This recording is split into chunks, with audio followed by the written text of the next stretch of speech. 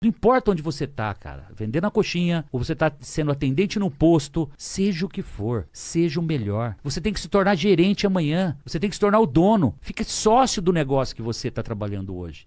Mas esse desejo tem que ser forte, e você tem que se entregar, porque você vai ter que ser o melhor para que isso tudo aconteça. Quando eu olho para trás, as experiências que eu vivi lá atrás, eu estava muito preparado para isso. E aí, óbvio, vocês vão entender, no meio dessa história que eu vou contar, que a gente precisa estar preparado para eventos bons, para as oportunidades, mas nós precisamos estar preparados também para as adversidades, as catástrofes que podem surgir. E quando você está preparado para esse momento, cara, você vai com leveza. Esse é o bacana da vida, né? Você tem que ter essa preparação. Com 13 anos, indo para a igreja 3 vezes por semana, a pé, 1h30, lá em Lins, para ir. Eu vejo a trajetória como se eu estivesse fazendo hoje. Pé primeiro, indo para a igreja 3 vezes por semana a pé, 1h30 para ir, 1h30 para voltar. E eu vendendo coxinha, que foi uma iniciativa da dona Alzira, minha mãe, lá em Lins, na Vila Cinquentenário, que é uma periferia lá de Lins, e eu me tornei o maior vendedor de coxinha que Lins teve na história. E quando eu falo isso, a galera pergunta assim, mas como assim o melhor vendedor de coxinha? Eu consegui comprar um Fusquinha 1962 à época para minha mãe, porra.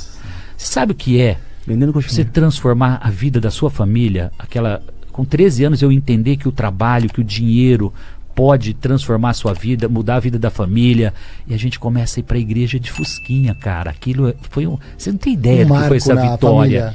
Minha mãe tinha uma indústria praticamente em casa, meu. Eu vendia 3 cestos de salgados, vendia uma média de 600 salgados em meio período. Eu fazia 3 viagens, eu criei uns nichos, tipo assim. Fazia fiado? Cara, cadernetinha, você não tem noção. E aos sábados eu voltava em toda a minha rota. Então eu tinha marcenaria, construções, serralherias, madeireiras, tudo que vocês imaginarem. Que a galera 3 da tarde, 3h30, dava uma fome no povo, rapaz.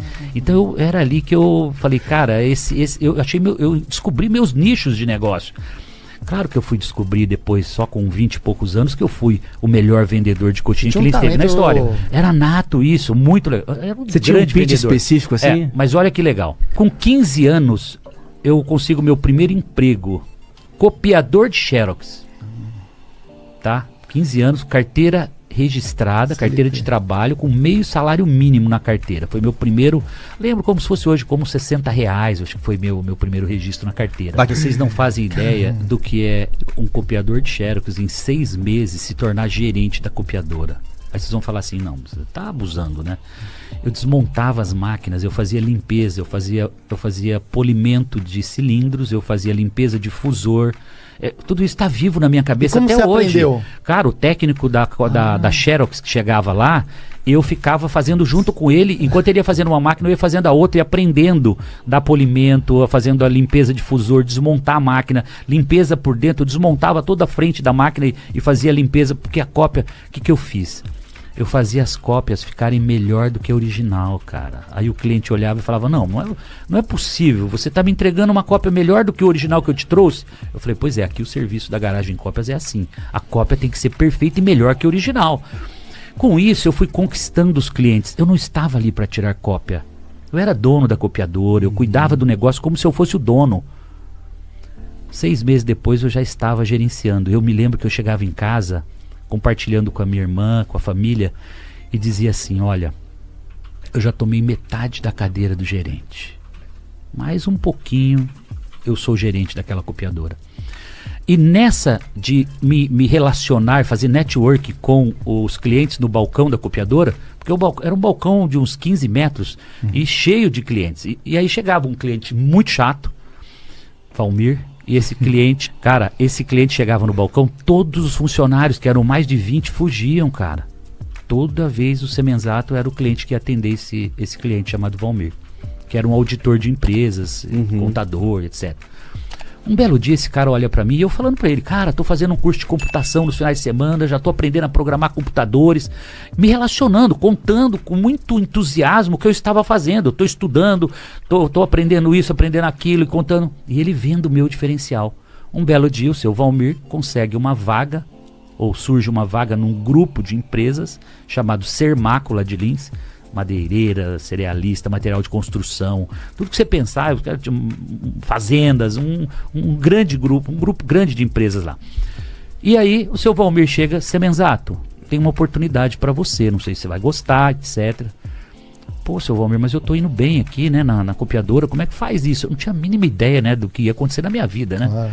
Mas falei, olha, se você conseguir convencer o seu José Rafael Rosa Pacini, que é o dono da copiadora, tá tudo bem, eu topo. Eu tô estudando para isso, eu tô aprendendo a programar computadores para isso.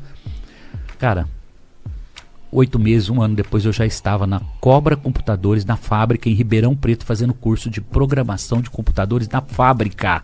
Eu aprendi a programar a linguagem COBOL, com 16 anos, 16 anos, tá?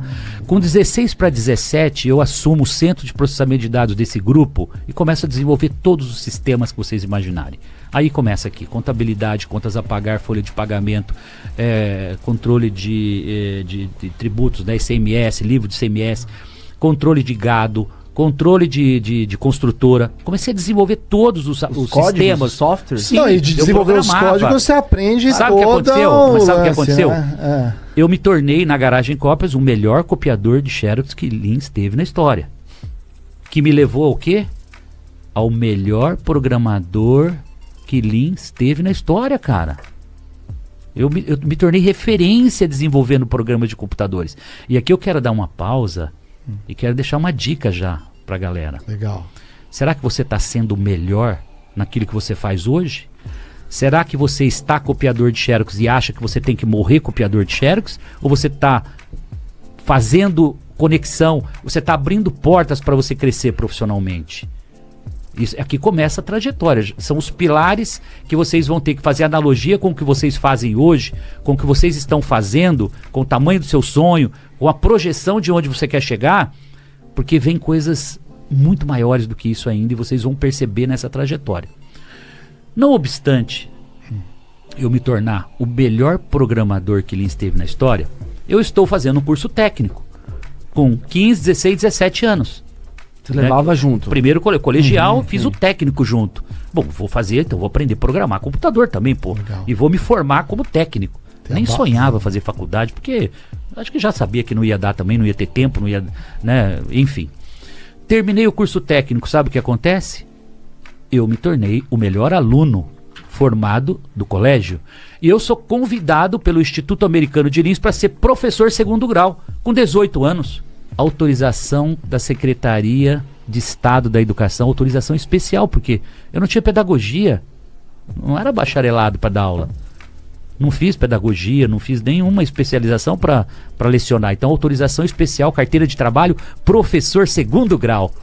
Cara, o professor mais jovem da história, acho que, sei lá, do país, talvez. E eu chegava na sala dos professores, me conectando com os professores de 20, 30 anos de IAL, de Instituto Americano, como se eu fosse um professor veterano, cara. Me conectando, chegava na sala dos professores lá em cima, como se eu fosse um professor de 20 anos de vida ali, de carreira. Nessa hora não era mais fusquinha já. Não, eu estacionei com 18 anos uma CBR 450. Pensa bem, o garoto com 18 anos estaciona uma CBR 450 Custom. Cara, muitos poderiam ter perdido o juízo nessa hora. E aí vem outra dica pra galera: foco, determinação.